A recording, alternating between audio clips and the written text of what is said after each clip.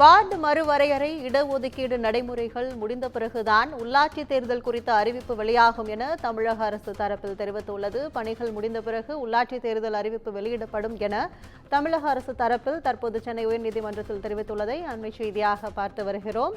கூடுதல் விவரங்களை தலைமை செய்தியாளர் சிவா வழங்க கேட்கலாம். வணக்கம் சிவா, இந்த தமிழக அரசு அறிவிப்பு குறித்த கூடுதல் விவரங்கள் என்ன? கற்பகம், தமிழகத்தில் வார்டு மறுவரையறை இடஒதுக்கீடு நடைமுறைகள் முடிந்த பிறகுதான் உள்ளாட்சி தேர்தல் குறித்த அறிவிப்பு வெளியிடப்படும் என்று தமிழக அரசு சென்னை உயர்நீதிமன்றத்தில் ஒரு உத்தரவாதத்தை அளித்திருக்கிறது.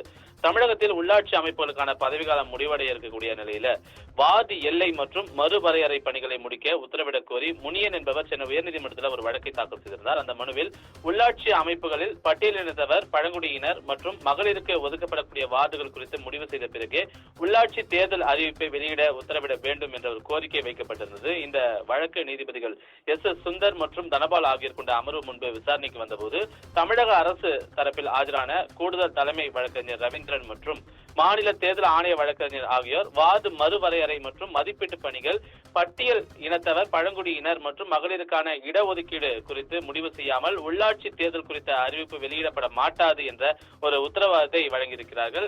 ஏற்கனவே இந்த ஜனவரி 5ஆம் தேதியோடு உள்ளாட்சி பிரதிநிதிகளுக்கான பதவிக்காலம் நிறைவடைய இருக்கக்கூடிய நிலையில சிறப்பு அதிகாரிகள் நியமனம் தொடர்பான ஒரு திட்டத்தை தமிழக அரசு வகுத்து வரக்கூடிய நிலையில் இந்த வார்டு மறுவரையறை உள்ளிட்ட பல்வேறு பணிகள் நிறைவடைந்த பிறகுதான் தேர்தல் தொடர்பான அறிவிப்பு வெளியிடப்படும் என்று தமிழக அரசு நீதிமன்றத்தில் அதற்கான உத்தரவாதத்தை வழங்கி இருக்கக்கூடிய நிலையில இதனை பதிவு செய்து கொண்ட நீதிபதிகள் இந்த வழக்கை தற்போது முடித்து வைத்திருக்கிறார்கள். கற்பகம், கூடுதல் விவரங்களுக்கு நன்றி சிவா.